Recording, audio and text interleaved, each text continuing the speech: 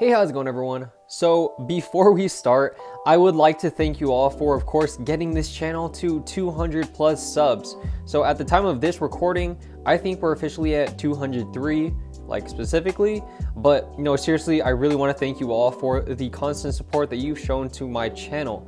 I'm really looking forward to what the future holds, and I honestly hope more and more people continue to join the squad. Now, with that being said, today we're finally going to take a closer look at the Sabito Nendoroid from the anime Kimetsu no Yaiba.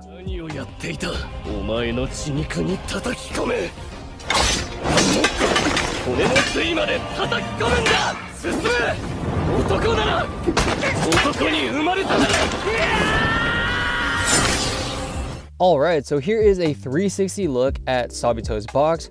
As you can see, he is Nendoroid number 1569 and was manufactured by Good Smile Company.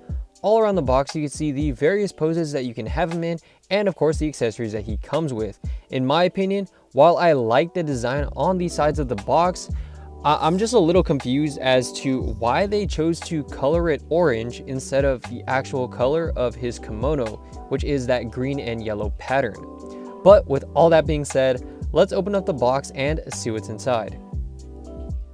Alright, so upon opening the box, we're presented with the Nendoroid itself and all of the accessories that he comes with. Now, taking a look at the Nendoroid itself, I think that he is decently painted and sculpted overall, because mine personally has a few QC issues, that being right here on his haori and right there on the bottom of his shoe. Now, while his haori is all white, his intricate kimono pattern was very well executed in my opinion. His fox mask was especially sculpted and painted nearly to perfection, and while I think it isn't the main focal point of the Nendoroid, I think that Sabito's hair was very nicely sculpted and shaded, because I mean, if you look, it's basically flawless. Like I would say that it's done extremely nicely, but I would say that it is more on the pointy side of things. So of course, when you're handling the Nendoroid itself, do be wary of that. Anyways, as always, of course, I will be giving you a 360 view and some B-roll at the end, so you can have a better look at him and some of his poses. But now that we've checked out the Nendoroid itself, let's move on to all the accessories that he comes with. Alright, so these are all of Sabito's accessories. He comes with just one extra faceplate, which is a smiling expression. He also comes with various arms and hands, 3 different sword variants. We have a sheathed version right here. He also comes with a normal sword, which is just an unsheathed sword. And we also have a training sword, or a wooden sword, which is, obviously not wood, but they could have added a little more detail, or I guess depth, to make it look a little more realistic, but at least they added it in. He also comes with a bent leg accessory, which is great for any combat poses if you would like. He also comes with, of course, his normal hair sculpt if you choose to display him without his mask, which is also sculpted and shaded very well. And last but not least, of course, we have his iconic fox mask, which is hands down my favorite accessory. Now, one thing that would have been cool is if this red rope right here, which is attached to his mask, which kind of attaches to the back of his hair and it kind of just sits there, if this was made of real rope, but honestly that might be asking for too much, but we've seen it before in a couple promo pics of like this other Nendoroid that I'm trying to think of off the top of my head. I just can't think of the name. I will show a picture of it on screen. But yeah, that Nendoroid had a red rope. So if they did it like that, then that would have been kind of cool. I feel like it would also kind of negate the whole paint scuff over time on the back of his head. Anyways, it's also important to note that Sabito thankfully comes with a normal size Nendoroid base, as opposed to those huge big squares. In my personal opinion, I like it when they come with these standard size Nendoroid bases, because they fit universally on my acrylic riser.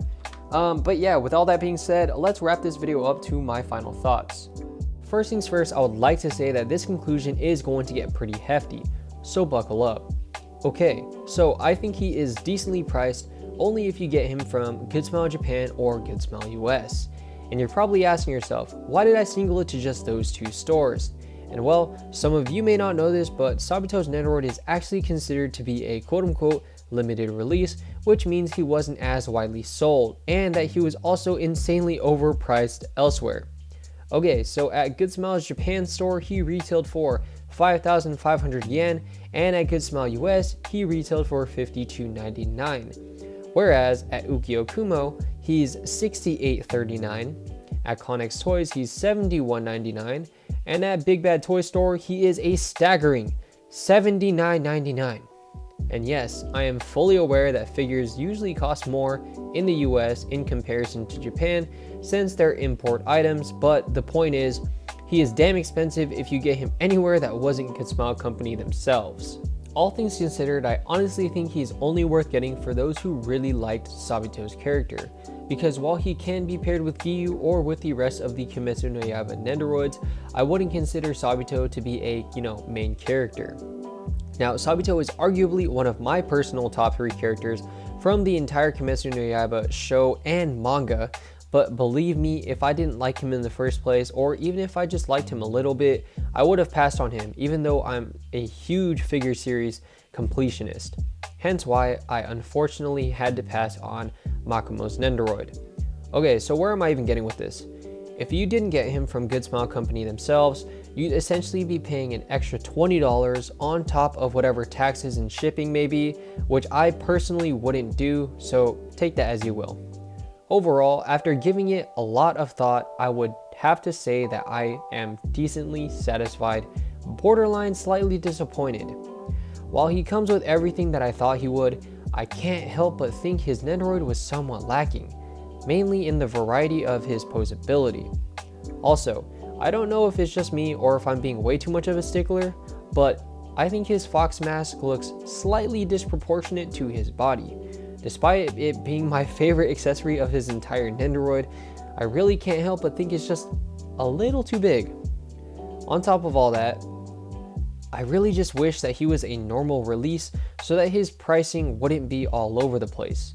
But yeah, I really hope you all enjoyed my review of the Sabito Nendoroid.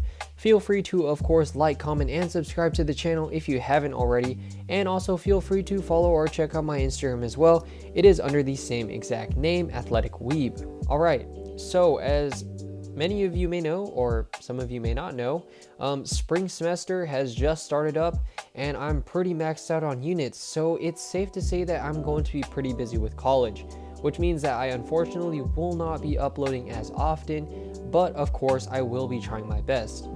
Again though, a huge thanks to all of you for getting this channel to 200 subs, and I hope you all will continue to support and rock with the channel despite all of that.